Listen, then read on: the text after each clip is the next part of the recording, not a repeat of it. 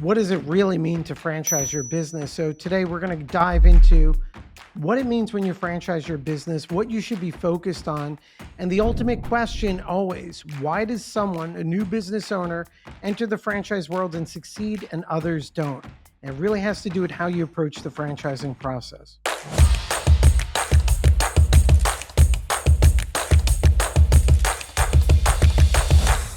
Charles Internicola. I'm here with Nick Powills. We're co-founders of GoodSpark Franchising, a growth accelerator.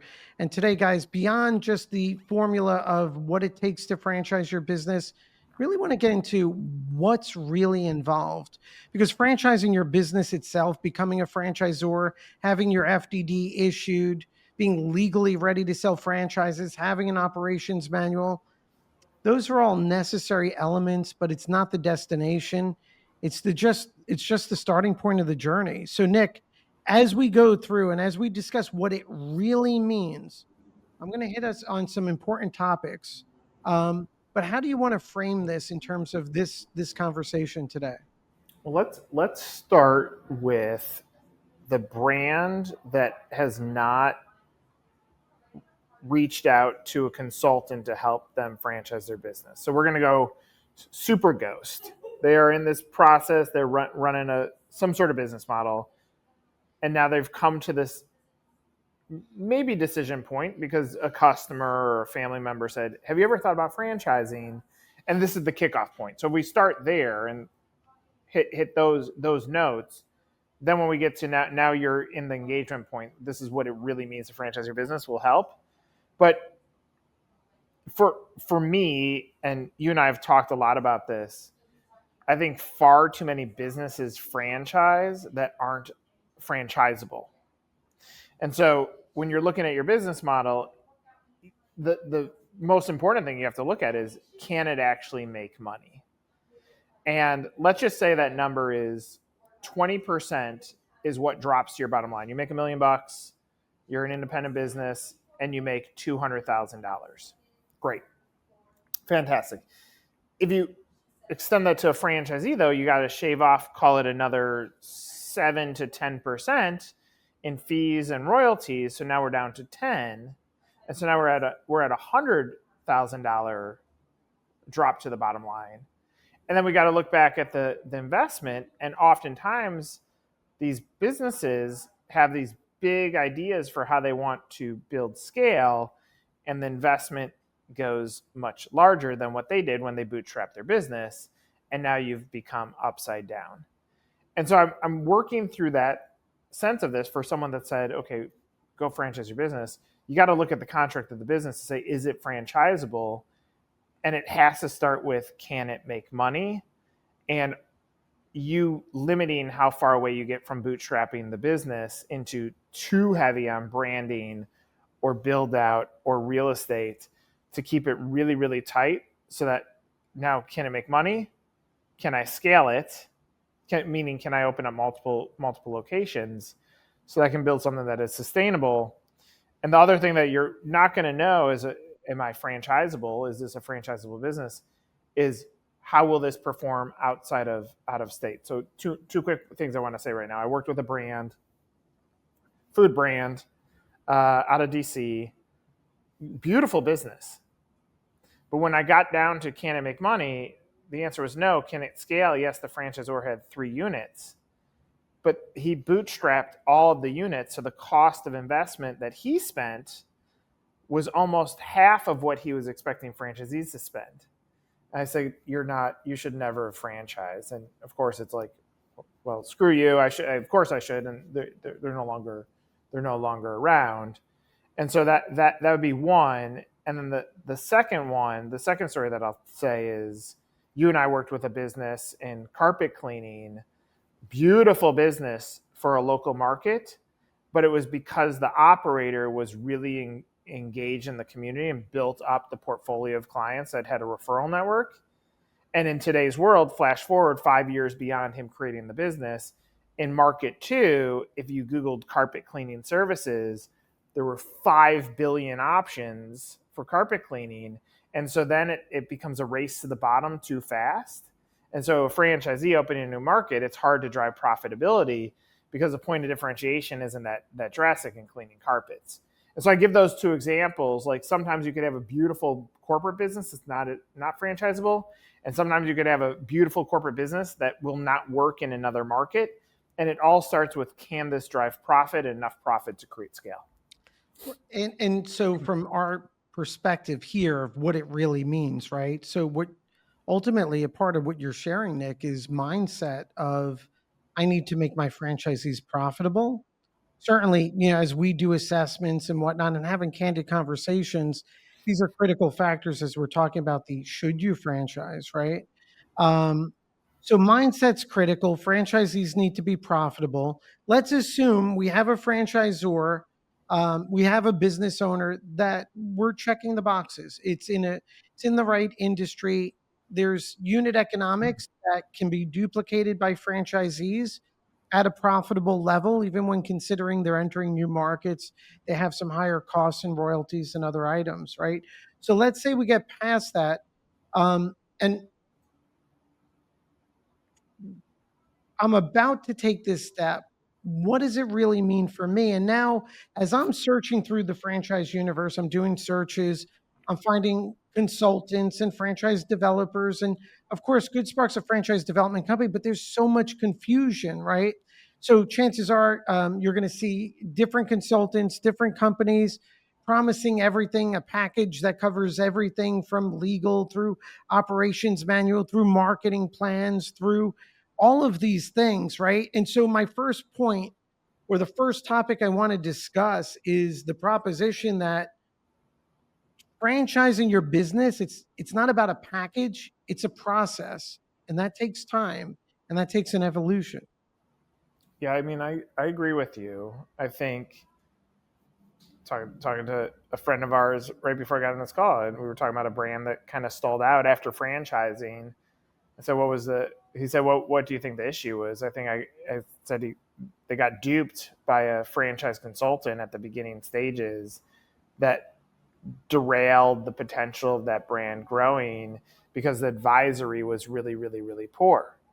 And it's like I feel for all these businesses. It's really hard to cut through the clutter and say who's the right partner to help me franchise my business, because it all sounds really, really good. You have on one hand, you got the ones that are like, you're going to have 100 units in the next 5 years. You have the other ones that are like, I will make all these connections to all these suppliers that are going to help you, but they're getting cuts or paybacks on the backside, which actually hurts your investment that goes into it. There's ones that say, oh, you should franchise your business, but don't say it's going to cost money beyond franchising. Above all that, though, here's the statement that I want someone that watches this to listen to. When you choose or decide to franchise your business, you have built your second business, and you got to be prepared for it. It is different from your core business. It is a whole different business. Supporting franchisees is a business. Supporting your customers is a business. And so there's two business modules here, and both require equal amount of time, effort, and investment. Those that invest properly are the ones that scale. Those that don't are the ones that fail. Ooh, that was a good bumper sticker. No, it is. And let me add to that analysis time dimension, right? Which where I see new franchisors get stuck or burn capital is they think they bought a prepackaged everything from the developers. And, consider a lot of these developers, there's some credible ones and there's some that aren't. And they're pre-selling these packages of, hey, we do everything for you, A to Z. We'll even do the marketing. And it ends up you're getting a bunch of everything and nothing at the same time. Yeah. Subpar legal, generic marketing, no value proposition, no, right? And also I think it's missing an honest assessment and understanding of time value, which is as a new franchisor, becoming a franchisor is not the end goal, it's the starting point. That there's only so much you could do in the first 2 years. You need to season your franchise offering. And what I would say that seasoning is becoming a franchisor, having the right foundation, legally protected, right community, right focus, and then, onboarding those franchisees, building around them, creating success, and then slowly scaling up. So, we talk often about understanding that the franchising process, the journey is develop, season, and then you scale and grow. And I think if you look at it through that mindset, you don't burn capital. But what's your advice there? And I'm entering the franchise world. It sounds very tempting, because I'll hear the comments, Charles, I want someone who does everything. And I'm like, but that gets difficult. I mean, I love your seasoning analogy. Yeah, I mean, look, the data point is like 87%. I say that's what I've heard. 87% of first-time franchisors don't sell a franchise in their first 2 years, and they look at that as failure. Sometimes that's the seasoning. I can think of a brand that you and I have worked with that needed a lot of seasoning because it was a complex restaurant business to franchise, and all that seasoning equaled unit one. I could think through. I'll say this brand because they're always at Frank Camp, but Preservin is a great example of a brand that needed the seasoning to put around it to start getting momentum, and then they're capitalizing on the momentum, and they've kept their guard up to make sure that they want people that pass the beer test, and you can see some of the transformation happening. There's another brand, I won't name it, that you and I have worked with. I no longer work with, who you do, that needed those 2 years of seasoning to build momentum, but like under indexed what was winning, and therefore had this perception. And so I say this like advice to all brands: pinch yourself on business one always. Like, you built a great business. Franchising takes time, in your words, to season. It's going to take time for you to get the momentum unless you overcapitalize franchise growth. And so you got to be patient on that side, but keep pinching yourself that you have a great business on business unit one. Well, and I think understanding that's important, and it can empower anyone watching the video, because put yourself in the driver's seat, right? When you become a franchise, understand these steps. You don't need to buy or package everything. Of course, things could be scalable based on your needs, but one of our clients, and I won't mention a name, national brand, but we franchise them. McDonald's. No, the first 5 years, we only sold 8 or 9 franchises. But they went from, when we franchised, that was part of the strategy. Get those pioneering franchisees, build systems around them, make them successful. So on day one, they had version 1.0 of the operations manual. They kept making it better over the years. They didn't have a call center. They added that on over the years.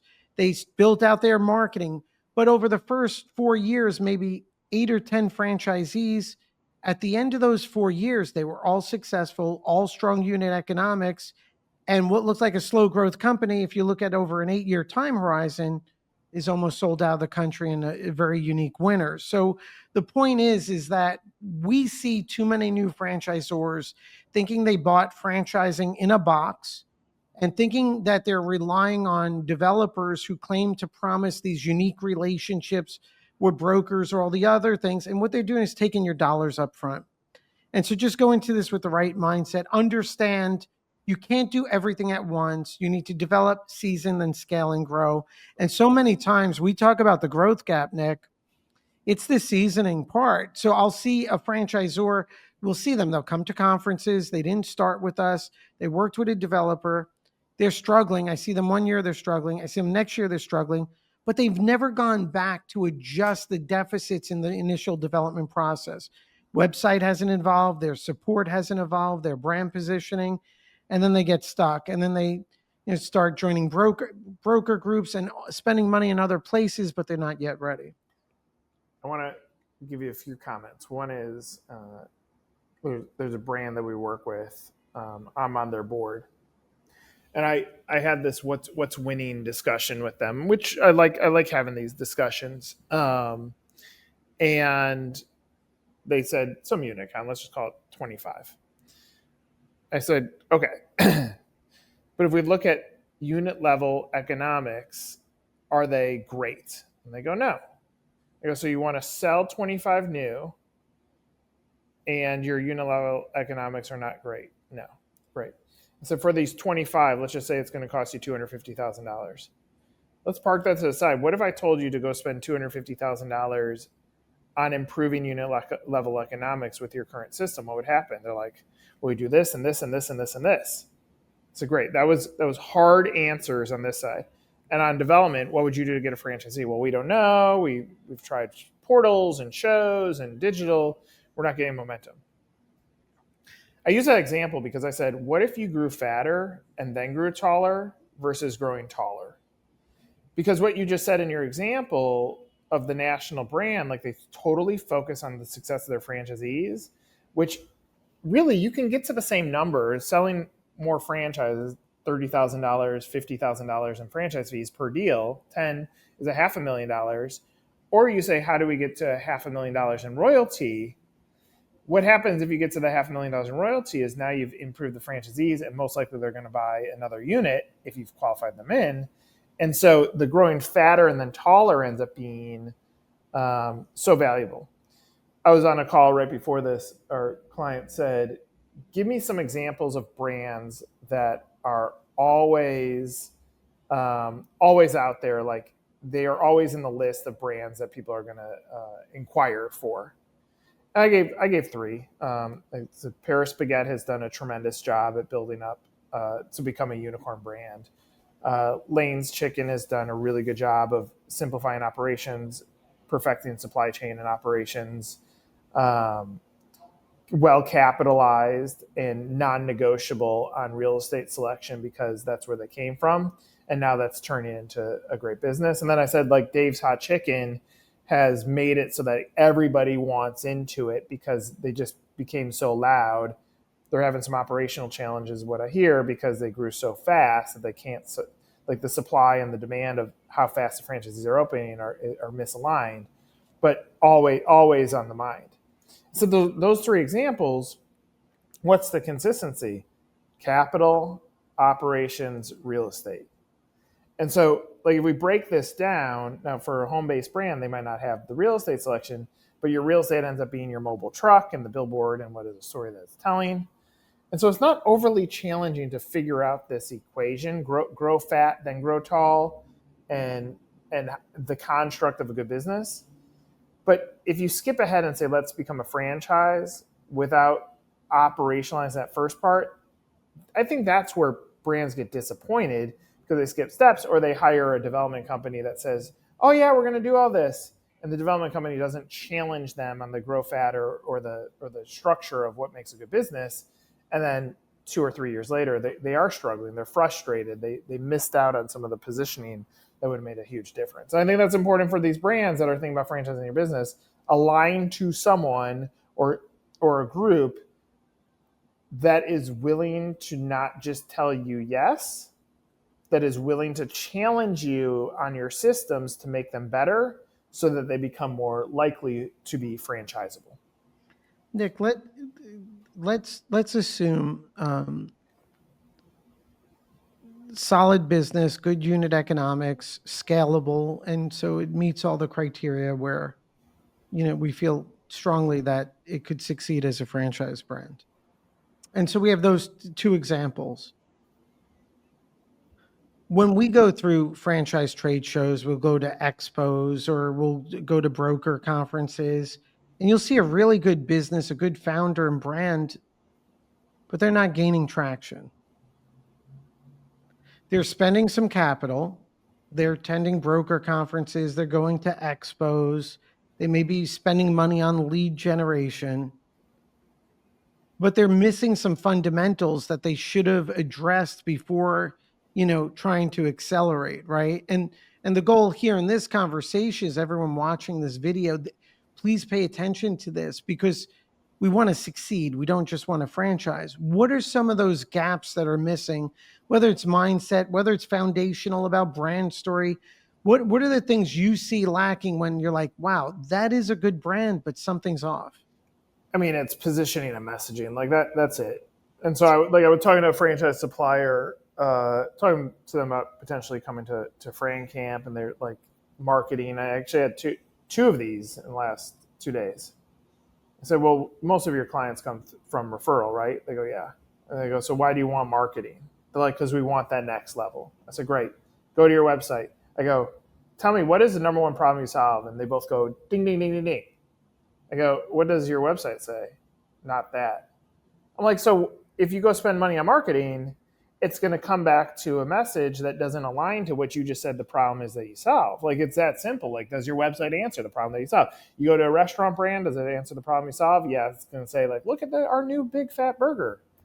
So I think the messaging and positioning ends up being so essential. It's often skipped over, and we go immediately to spend, or we go like, let's go sign up for a booth at an expo and put a big fancy backdrop on our thing, but it doesn't say anything. And then they sit there twiddling their thumbs, and then the bag people who just want the free squishy things walk by, and they can't sell because there's like they haven't perfected the messaging. So messaging and positioning ends up being critical, and you don't need an agency to help you on that. You need to look in the mirror and say, what is the number one problem that I solve? It's your pickup line. And you better be able to say it to me fast and make me excited and back it up with the data that says you have a good business. That's it. Well, and I think those are critical points, right? So, and we see it all the time. And whether it's our brands that come to Frank Camp or go through the franchising process, we have our master class and really push on brand story. But let's stay here a little. Positioning and messaging, which I agree 100%, right? So if you're in a category where you're a gym or you're a certain restaurant, and I ask you what the business is about, and you say, well, we're a gym, and you're talking brokers about you're going to get trapped. And the other trap that I find is when everyone's packaging all these services on Franchise Your Business, what I see time and again, because as a franchisor, new franchisor, I'm speaking to someone now who says, oh, no, we position your brand and we're going to position it for success. And you're going to have the best website and all this other stuff. Or some say we'll review it and strategic recommendations. And all I see is generic nonsense, right? Uh, buy our franchise, how much money the industry makes. I don't see founder story. I don't see a deeper dive on what makes the business unique, the founder transformation. I don't see the counter or the contra narratives. I just see boilerplate. So for everyone out there, Nick, anyone who's listening to this, how do they know what's BS or not when everyone's going to promise them this? I mean, it's a good look in the mirror. Like most people, most leaders can look in the mirror and know whether they have a good brand or not. If someone comes to you and says, boy, you have a sexy brand, then you got to make sure that it's real. And you got to look in the mirror and say, do I? Or do I have work to do? Or like it's self-reflection because you're being sold. And I think that like there's very little advice that I can give. Like your head, your heart, and your gut will tell you what the answer is most of the time. And sometimes you're going to get it wrong. You're going to trust all three of those. You're going to be like, boy, I really thought that person or that group was really going to help me. And what's also fascinating about, brands that you and I have worked with, there are consultants and organizations that go tactically help the brand franchise, tell them everything they want to hear tactically throughout the process. And then we get them and we're like, all right, now we got to go to work. We got to position them and message them and deliver it to the right people in the right markets. And then when it's not working, we're to blame other than like there were mistakes in the pro forma or the overselling, like when brands like, well, they told me that I should expect to get 20 deals done in the first year. It's like, no, you should get 2. So all these words are to say, it's really, really challenging in franchising to cut through the clutter and know who the good and the bad is. If I'm advising, ask for your biggest success story. I want to talk to them.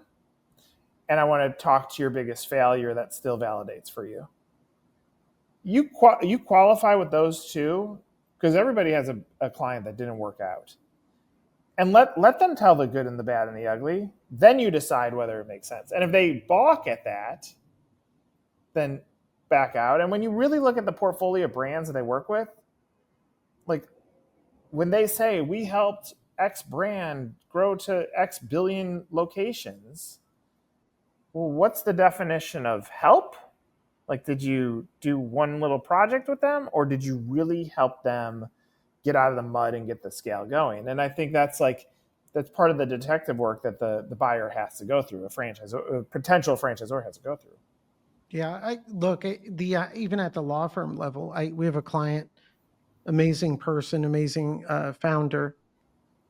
We had to reboot their entire FDD and legal structure, and that developer and consultant still promotes them, even though the system doesn't even look like the way it started. But for that journey, when we're talking about seizing Nick's point about positioning and messaging, I'll add two other factors where sometimes they get stuck and they don't either realize they have a problem and it's holding them back. Is on the legal end, they don't have the right structure. And so it became a homogenized legal process, also outsourced legal or whatever else. And the legal's wrong, territory structures. It just doesn't support what you need to do in the marketplace. The other is expectations. Um, Franchising is very scalable. And at GoodSpark, one of the reasons we started GoodSpark was out of this frustration of seeing brands stuck. But the idea is it shouldn't be a one size fits all process, right? Meaning it takes capital to succeed, but also you have time value. So if you have the right expectations as to what we're doing, develop the franchise offering, become a franchisor, make smart and strategic investments, season your franchise offering with those one, two, three pioneering franchisees, make them successful, have good unit economics, now scale into broker networks or paid media and PR, or do a combination of that. That's a good pathway. And so foundationally, when we set up GoodSpark, Nick, on the franchise development, those three tiers, the launchpad, trajectory, and accelerator, the idea is not one is better than the other. It's to align expectations and support, because this is not a let me just pay someone and in 120 days I'm a franchisor and I hit the go button. This is a bigger journey. I think that's the statement. This is going to be a journey. It's going to be a hard journey. You have to now, like, you have the hard work of selling a franchise. You have the hard work of successfully onboarding your franchisee. You have the hard work of supporting that franchisee. You have the hard work of still having to build innovation for the business to be competitive in the landscape. And then you have to do it all over again. Oh, and then you have to have the hard work of supporting your staff and your internal culture to keep them motivated to go support your franchisee. Like, it's tough, but that's a journey. That's running a marathon. Like, overused, franchising is a marathon. It's not a sprint, and you have to think of that over the course of 26 plus miles. There's going to be a lot of challenges that you face, and then when you get through it, you're like, boy, that was worth it. But you have to be willing to trek through it to get to the other side. Right. And as you're on that journey, I think what so many new franchisors lose sight of, what your brand promise is, who your ideal franchisee is, what's your brand story, building your sales process. Those are things that need to keep evolving along the journey. They're not a set of documents or things that a developer gives you that you just live with and never change. And and for us foundationally, and for our clients, Nick, I think that's where our Frank Camp conferences and CampFire coaching have been so valuable, because it's recognizing this is a journey and continuous improvement.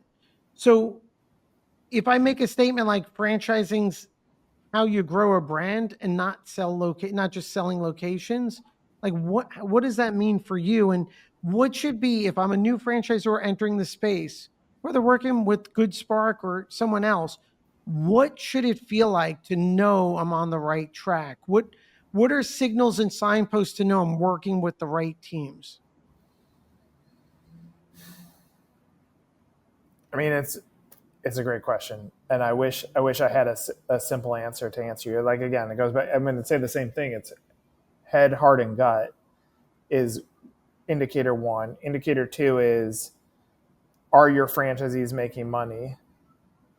If you ask your franchisees would they do it again, they say absolutely. If your franchisees are thinking about how do I scale my business because everything you told them is real, great. And all of this comes down to some of those early decisions that you make. Like, even advice on an item 19, I've seen so many brands use these fancy numbers. You're like, yeah, but you've been operating a corporate unit for 10 years, and you're going to put that your average sales is X? Like, that doesn't make sense, because a franchisee is going to open and their first year sales are going to be Y, and they're going to be deeply disappointed. So automatically now you go get your first 10 franchisees. Great, you sold them. You're going to have 10 frustrated franchisees who are, your system never going to grow. And so, like, but how do you cut through that and ask the right advice? It's hard because there are I'd say so many snakes in the garden. It's really, really, really tough to cut through the disguises of suppliers. I think that's for pretty much everything. I wish franchising specifically worked like Yelp, where at least you know what the star rating is on folks, but it's all manipulated PR marketing stories, and that's where, like, redundant, but it's you got to just trust your gut that you're aligning with someone that is looking at your business, not telling you everything you want to hear, and trying to create a pathway to winning. But they're overused statement. There's no magic wand. There's no silver bullet in franchising. And you got to understand that no matter what, it's going to be a lot of guesswork. And so you want to work with someone that you feel their guesswork is going to be the most calculated. And that's up to you to cut through it. Even references are going to be BS to some extent, but you got to be able to look them in the eyes and say, this is the person that I want to work with. Yeah. And look, I think some external signals are, look, there's some nice and good people in every industry, and certainly in the franchise world.